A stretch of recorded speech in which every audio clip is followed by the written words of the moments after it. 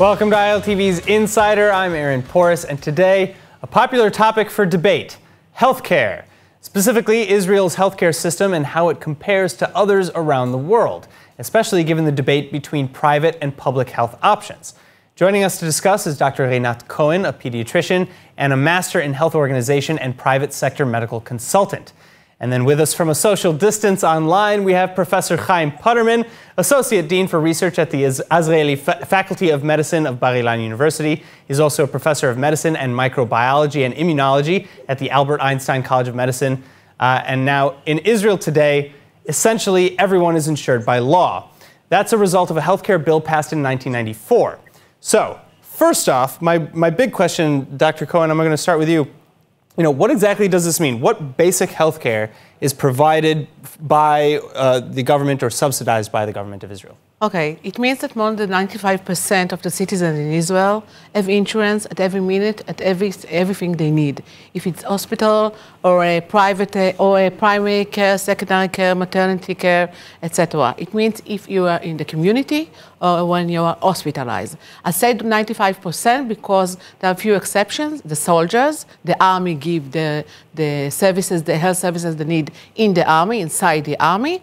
Or the prisoners who are just now in prison, so the prisoners are responsible for them.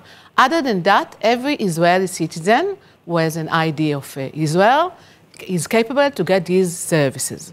What kind of services, right, as you asked? So it depends. As it comes from when you are born, from your a little baby until you are very elderly. It means primary care, secondary specialists, dermatologists, pulmonologists, etc., etc. When you go to the hospital, it could be electively to some kind of surgery, etc. Or if you will come to the ER for something for trauma, or you don't feel good, and for that. The medications, okay? Rehabilitations. Mental health care. All of the services who come are inside, as you said, the insurance, okay, from about 1994 to 1995. How does it go? We as citizens pay to the national security from our salaries. It goes for about 5%. Exceptions, also the people with a very low salary, less than, let's say, 5,000 or 6,000 shekels for 1 month, they pay less. Also, housekeepers, they pay very, very, very little, like something like 100 shekels, it's about $25 per one month. It's very low rates. Very low rates, All right, yes. so Professor Putterman, I want to bring you into the conversation now.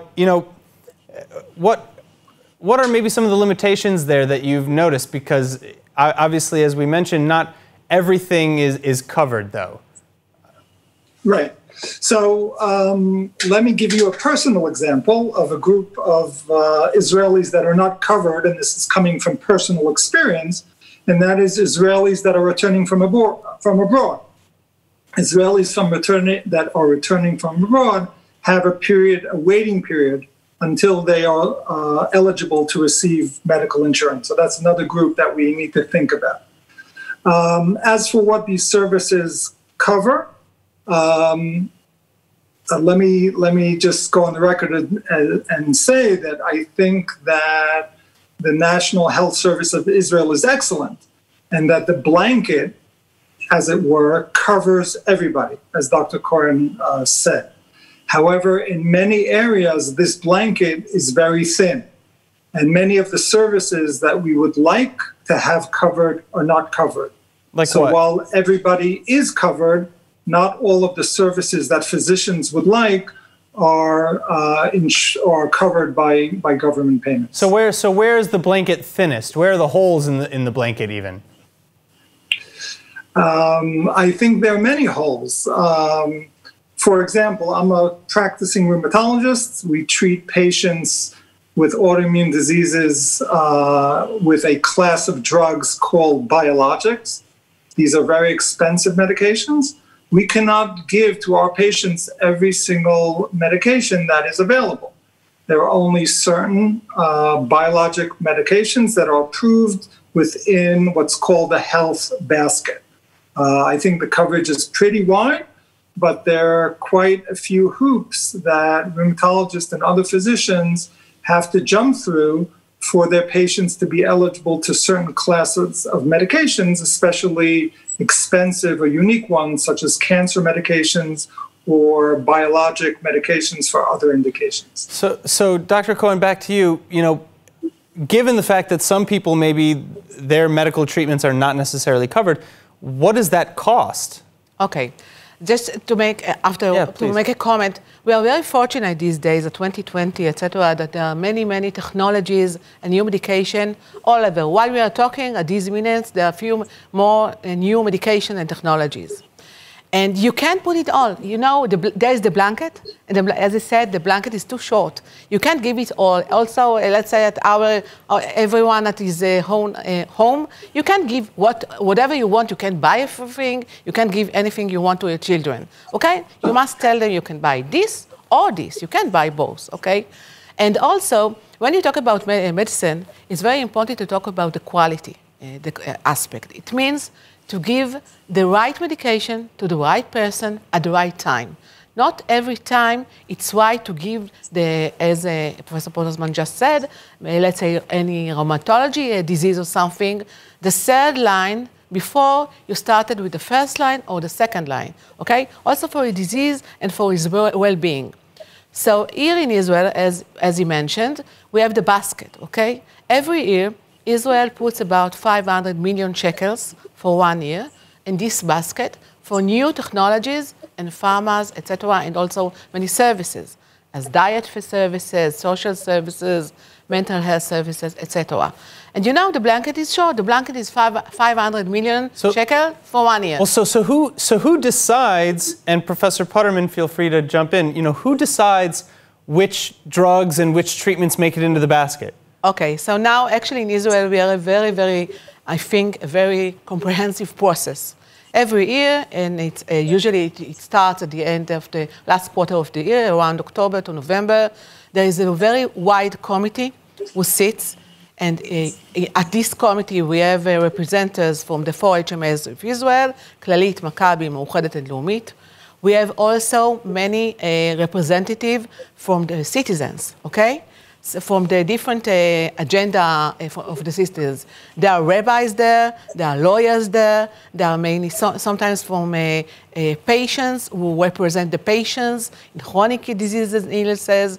And they have on the table all the presentations that goes for this year, all the companies, all the, the health committees want to present what will be inside to the 500 million shekels, and they decide. So, Professor Potterman, first of all, I want to get your comment on that. Yeah.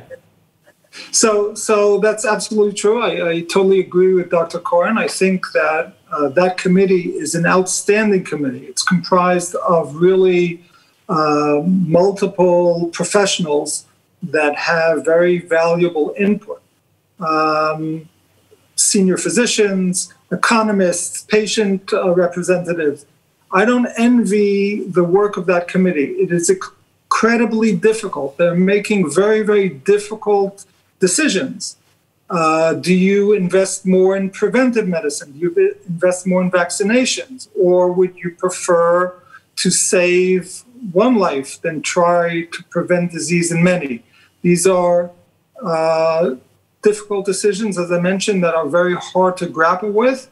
And we're not totally sure what the right answer is, but they really do an outstanding job, and they should be congratulated for that. So how, yeah, please. These decisions, though, I'll just add one more thing. These decisions would be easier if the budget would be 750 million shekel a year, or 100 or 1,000 million shekel a year. It's just the committee and the different health bodies that provide health to our citizens can only provide care with the money that is available, that is provided by the government. So how does that compare with the United States system? So here's another analogy.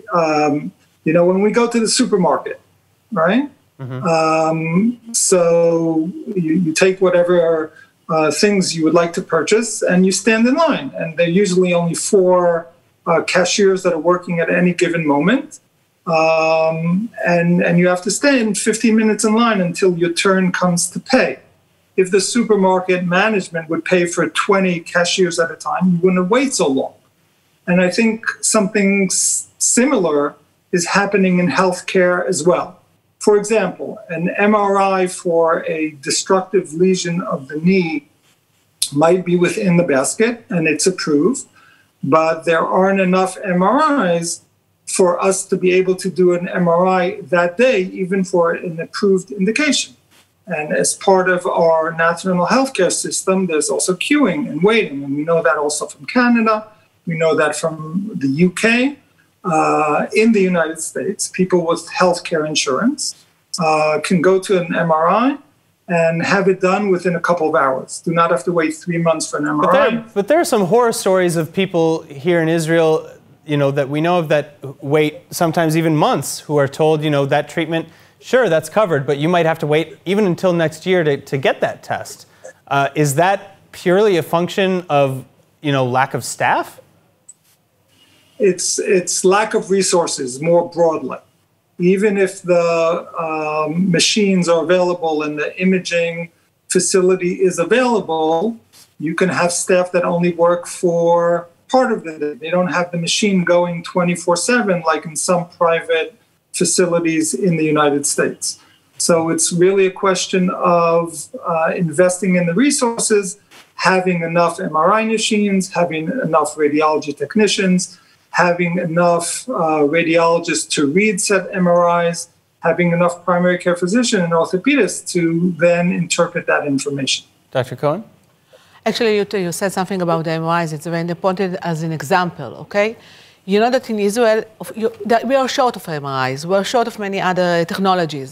But we know there is much improvement. When you look a decade ago, it was much less technologies. And also in Israel, you have the supplementary insurance, the Shaban, okay? All four HMOs can provide you supplementary insurance in not such a big amount of money for manuals. Actually, more than 80% of Israeli citizens have supplementary insurance. They can't have MRI there, but they can choose the surgeon. Let's take an example. If you wait for a cataract in the eyes surgery, and you need two cataract surgeries in a public hospital, you can wait 4 months, 5 months, and you don't know who will be the surgeon. You can go to the supplementary insurance and get it through 2 weeks or 3 weeks or 4 weeks, and you know exactly who will be the surgeon. Will be a one that you want him to be your surgeon. So we have other options in Israel, and I think what is much better than in the States. In the States, it depends. In America, it depends what kind of insurance you have. Everyone, I have one thing for my work, you have another thing for your work, so we won't get the same basket of services, of health services. So are the limitations of your healthcare a function of, just whether or not you have the private or the supplementary insurance? Because I understand that there are also, even with the supplementary insurance, for example, for elective care procedures, it can still be, you have to pay for the supplementary insurance for a year or two before you can take advantage of that or whatever. It depends. It depends on the services. Some first services, you have to wait just a few months. The top is 2 years for IVF, etc. But usually for surgery, you wait around 6 months or something. But as I said, more than 80% already have the supplementary services. And if you go from one HMO to another one, there is no problem. You stay on the same limit. Every Shaban, every supplementary insurance, has two layers. The basic one and the ultra one, okay? It stands one on side of the other. So if I had the basic one in Clalit, then I moved for some kind of reason, a private reason for Maccabi, because I moved to another town, okay, or something. So I have the same Shaban, and I don't have to wait. Your grandfather didn't pass the waiting period? Not my grandfather, but I paid for the Shaban in Clalit. Right. So at day one, I can have services in the basic Shaban of Maccabi or any other HMO out of the 4. I see. Okay? So actually, it's very... You can go to these services. It's very approachable. So let's talk a little bit about... Yeah, please. I completely agree with Dr. Cohen. First of all, we're seeing definitely a trend for improvement over the years. Medical services that were previously not available 10 years ago, as Dr. Cohen mentioned, are now freely available to our population. I also cannot emphasize enough the tremendous advantage of universal health services. The fact that, as Dr. Cohen mentioned, that we could move from service to service, from provider to provider, without having to deal with multiple layers of insurances and different approvals. By internet, saves, just click. Exactly. Saves the healthcare system 15 to 25%.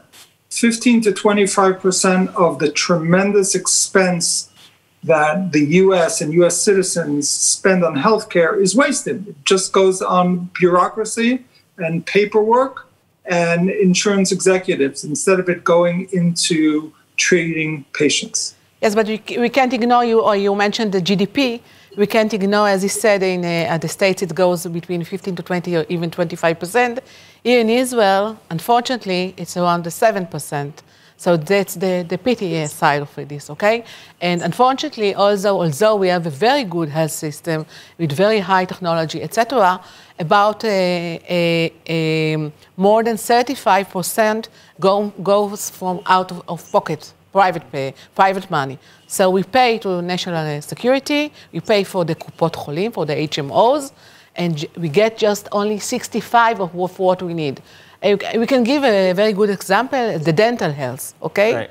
The Israel government, the basket, gives not it subsidized. for now, lately, just for children until the age of 18. It's new one, okay? It just went until the age of 18 just 1 year ago.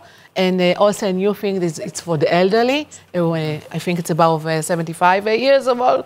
But between 18 and 75, and you know how much it costs and how much you have to decide, it's a private money.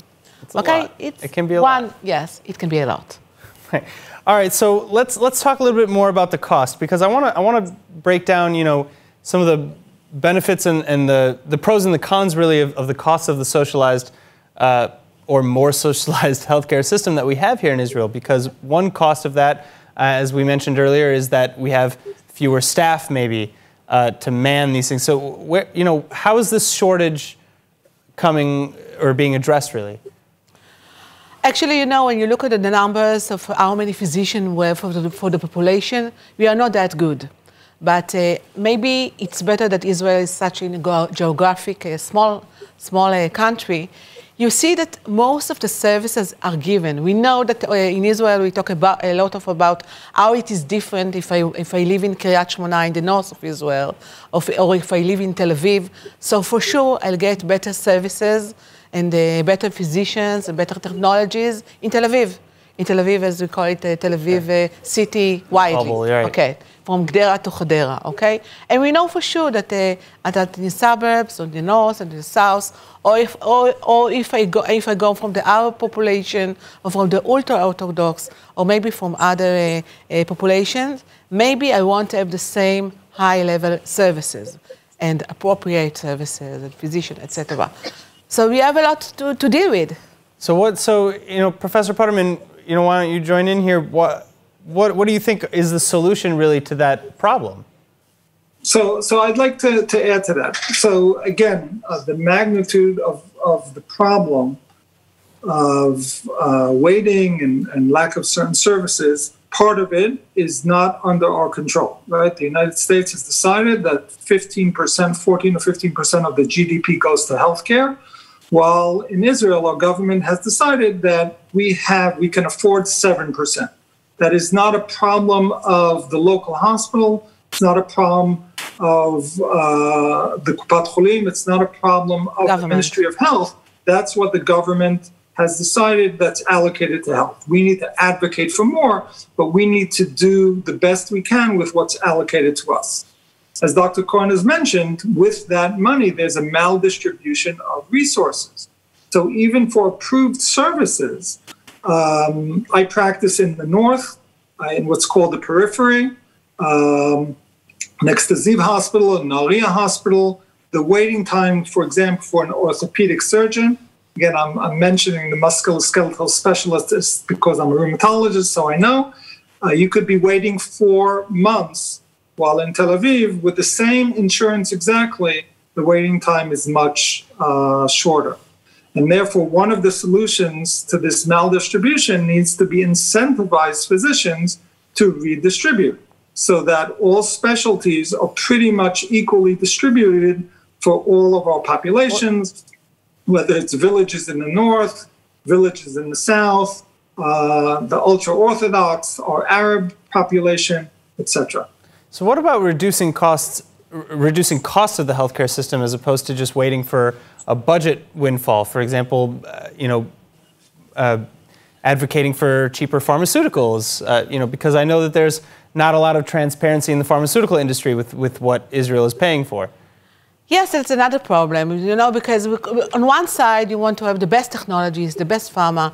As Professor Pottersman just mentioned, he talked about biological medications. You know that in Israel we give much more biological medication than much more richer states than us, like Germany, like in Sweden, Norway, So when the coronavirus vaccine comes out, if and when will everybody get it? So, and when you mentioned the coronavirus vaccine, so if it will be in once something, everyone in Israel, in which the government will decide you can get, they will get it. If the government will decide that every citizen above 65 years will get it, so every citizen will get it. In the States, they will get it just if you will have enough money for that, if the insurance will give that, okay? So, you can give more and more. I don't think that the real problem here is about how much we pay, because we pay actually gradually. Not everyone pays the same. Sure. Surely, me and you pay much more than the other in periphery, okay, and that's okay. And we have all the services, but we have just, the approach, not enough MRIs, not enough staff, not enough physicians, not enough nurses, not about physical therapy, etc., psychiatrists. All right, well... And beds in the hospitals. Well, I know that we can talk about this for a lot longer, and unfortunately, though, that is all the time that we have today. Thank you again, Dr. Cohen and Professor Putterman, for joining us, and tune in next time on Insider for more in-depth analysis on everything Israel. Also, if there's a topic you want us to cover next, please let us know in the comment sections online. And finally, remember that for more news from Israel, follow ILTV on Facebook, like us on Instagram, and subscribe to our YouTube and Roku TV channels. I'm Aaron Porras. Thank you so much for watching.